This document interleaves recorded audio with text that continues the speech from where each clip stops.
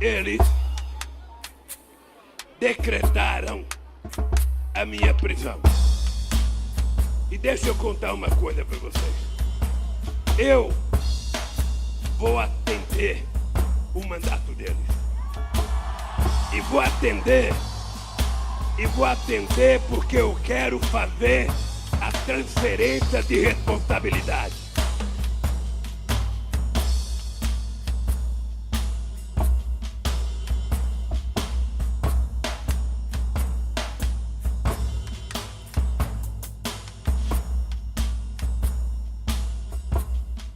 O triplex do Guarujá apareceu pela primeira vez na imprensa em 2010. As obras estavam atrasadas e o Globo fez uma matéria, uma reportagem sobre esse atraso das obras. Era um empreendimento feito pela Cooperativa dos Bancários, a Bancop. Em 2014, quando começou a Lava Jato, haviam duas investigações paralelas. Uma do Ministério Público de São Paulo, que tratava o caso da Bancop, porque muitos apartamentos não haviam sido entregues no prazo, e era visto assim como um escândalo, que o Lula tivesse possibilidade de receber o dele antes que outros prédios fossem concluídos. Em 2014, quando as empreiteiras passaram a ser investigadas, uma dessas empreiteiras do cartel da Petrobras era a OAS. Isso chamou a atenção dos procuradores, que começaram a investigar por que essa empreiteira, que era parte do cartel da Petrobras, havia pegado para finalizar todos os prédios ligados à Cooperativa dos Bancários. Essas obras, segundo os procuradores, foram feitas com dinheiro de desvios da Petrobras, vinculada à conta corrente que o PT tinha com a OAS, conta corrente de propinas.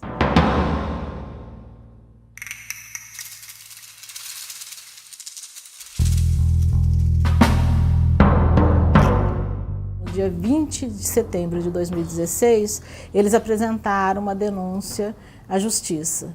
Nessa denúncia, eles acusaram o presidente Lula de ser o proprietário oculto, né, proprietário oculto do apartamento, porque o apartamento estava no nome ainda da OAS, que era a empreiteira que construiu o imóvel. O ex-presidente foi levado a depor, né, pela Polícia Federal, então ele já sabia que existia investigação e já sabia que ele estava sendo investigado pela Lava Jato. Hoje, nós estamos analisando evidências de que o ex-presidente e sua família receberam vantagens para, eventualmente, a confecção de atos dentro do governo. E aí, inicialmente, a defesa do ex-presidente não acreditava que o caso traria problemas para ele, tratava o caso como uma coisa menor, só que, com o tempo,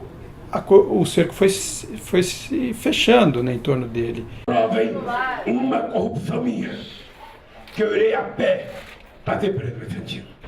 Eu acho que a grande surpresa para o ex-presidente foi a condução coercitiva, foi a Polícia Federal ter levado ele para depor, num episódio que ficou assim, muito conhecido, né?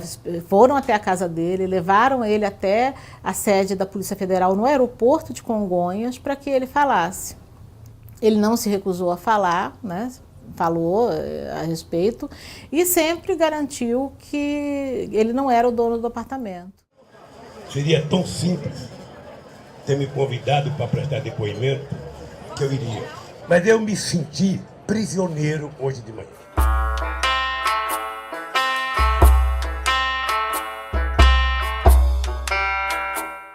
O processo do Lula foi marcado por reviravoltas. Então, assim, a gente sabe que também nos bastidores, tanto o juiz quanto os procuradores se ficavam bastante irritados com essa postura da defesa, essa postura bélica da defesa. E acontece também uma coincidência do calendário eleitoral com o calendário da justiça. Eles estão se encontrando e o ex-presidente lançou a sua candidatura. Em muitos momentos essa candidatura a presidente foi entendida como uma forma dele se defender, dele usar esse discurso da perseguição. A história irá mostrar que nunca antes na história do Brasil alguém foi tão perseguido ou massacrado como eu estou sendo nesses últimos anos.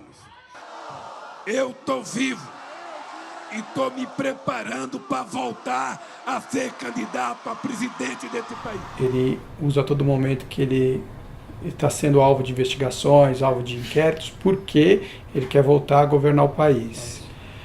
E tudo acabou meio se misturando, né? Quando o ex-presidente foi depor em maio do ano passado, pela primeira vez em Curitiba, depois do depoimento dele ao juiz Sérgio Moro, isso foi seguido de praticamente um comício numa praça da região central de Curitiba. Esse interrogatório dele se tornou uma coisa muito maior do que os interrogatórios costumam ser, né? Foi o MST para Curitiba, foi um movimento social ligado ao PT, também de militância do partido muito forte para Curitiba, fez uma série de atos em defesa do Lula em Curitiba e isso se tornou uma espécie de evento na cidade, a cidade toda parou. O depoimento dele levou quase 5 horas, também foi marcado por embate dele com os procuradores, o ex-presidente sempre marcando posição de que ele era um perseguido, de que a Lava Jato não oferecia uma prova cabal de que ele realmente teria recebido o triplex. O juiz Moro se posicionando também de que a Lava Jato ia continuar, de que o processo ia continuar, de que não adiantava o discurso do Lula ser forte, nem ele tentar politizar o julgamento, que aquilo não ia ter resultado.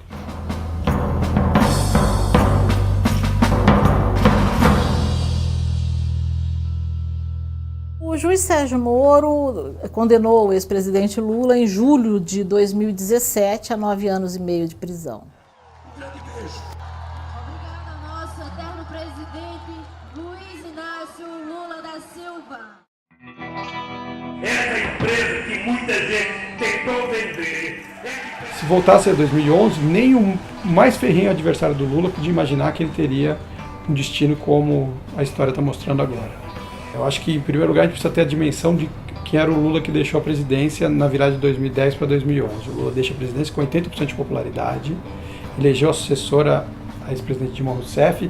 2 anos depois disso, ele elege aqui em São Paulo o Fernando Haddad, que também era um político que nunca tinha disputado a eleição. E até aquele momento, a popularidade do ex-presidente era muito grande. E aí, a partir dos protestos de 2013, começa a haver aí um questionamento com relação aos governos do PT, e depois isso acaba culminando com uma eleição muito mais difícil em 2014 para Dilma, e no passo seguinte as investigações se fechando contra o Lula, né?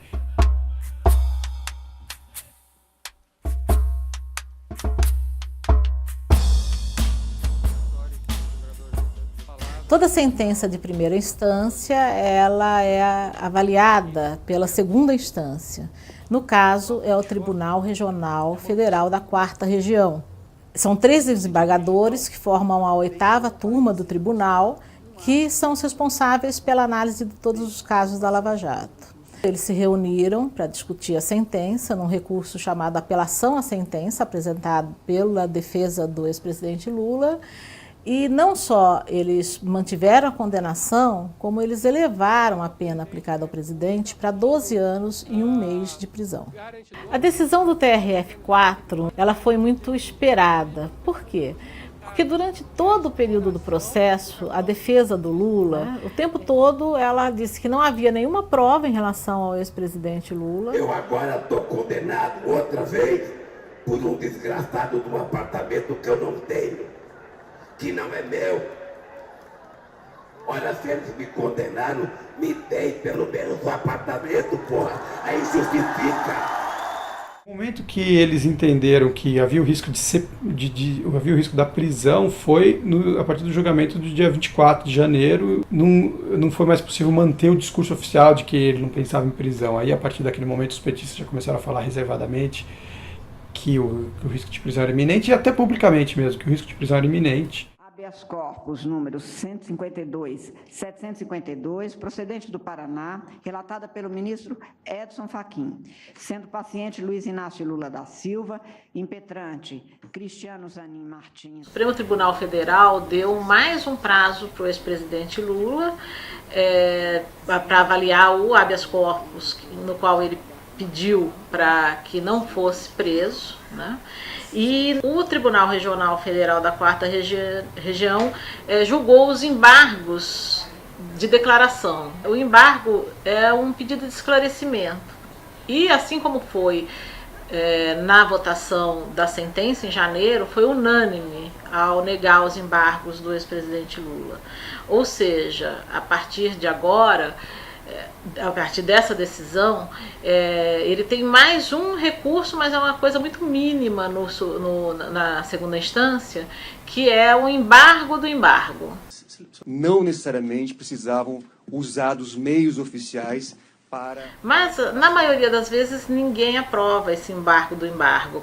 Como ele já fez dificilmente será necessário um segundo esclarecimento sobre uma posição já tomada por unanimidade pelos desembargadores da 4ª Região. O processo contra o ex-presidente Lula, ele é inusitado pelo simples fato de ter como alvo, como réu, um ex-presidente. Isso nunca teve no Brasil.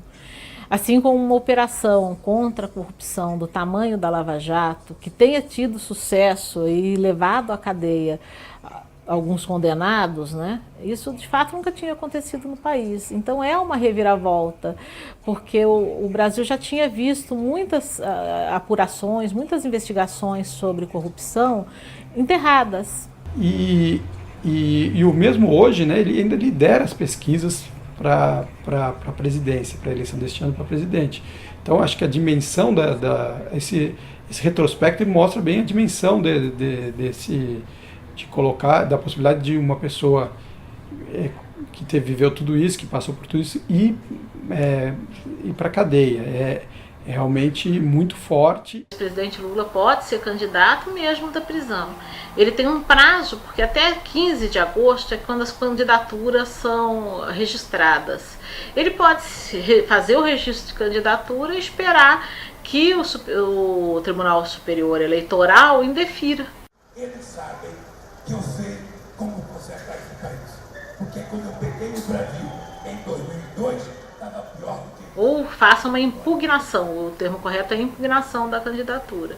Então ele pode manter a candidatura, mas fica muito mais improvável, né, uma campanha dentro da cadeia, né? Embora não se discuta mais as provas, ainda é possível discutir todo o processo ocorrido até aqui, do ponto de vista de legislação, de jurisprudência e de possíveis atos inconstitucionais gerados aí durante esse processo. E o brasileiro, na eleição, é que vai ter que verificar na hora quem é que consegue registrar suas candidaturas e quem ele vai escolher. Então, agora, o processo do ex-presidente ainda vai demorar muito tempo para chegar no que se chama o transitado em julgado, o último dos recursos cabíveis na justiça. Se considerar todo esse retrospecto, realmente é histórico, né? Tudo o que aconteceu. Acho que é um fato que com certeza daqui a 40, 50 anos vai ser estudado nos livros. Acho que está vivendo um momento que não vai ser esquecido tão cedo. Eu estou sendo processado e eu tenho dito claramente: o processo do meu apartamento, eu sou o único ser humano que sou processado por um apartamento que não é meu. É por isso que eu sou um cidadão indignado, porque eu já fiz muita coisa por meus 72 anos, mas eu não os perdoo por ter passado para a sociedade a ideia de que eu sou um ladrão.